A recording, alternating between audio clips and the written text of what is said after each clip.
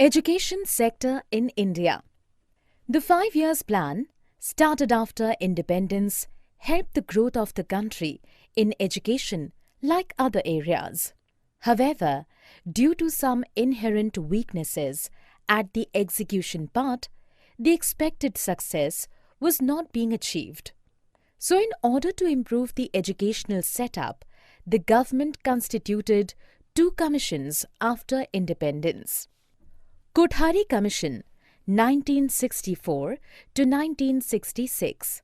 Kothari Commission, being chaired by Mr. D.S. Kothari, then chairman of UGC, was appointed under provision of a resolution of the Government of India, dated 14 July 1964, and eminent educationists in diverse fields from India and abroad.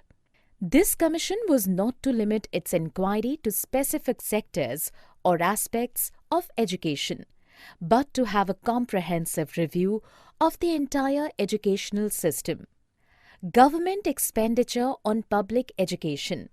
As a part of the 10th Five-Year Plan, 2002 to 2007, Indian government outlined an expenditure of 65.6% of its total education budget of 43,800 crore rupees, that is 28,800 crore rupees on elementary education, 9.9%, that is 4,325 crore rupees on secondary education, 2.9%, that is 1,250 crore rupees on adult education, 9.5%, that is 4,176.5 crore rupees on higher education, 10.7%, that is 4,700 crore rupees on technical education, and the remaining 1.4%,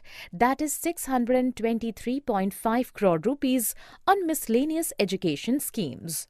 We can find the increasing trend over the years and moving up from 0.5% of GDP in 2000 to 2001 to 0.9% of GDP in 2009-2010, while state's share has declined from 3.3% of GDP in 2000 to 2001 to 2.7% of GDP in 2010-11.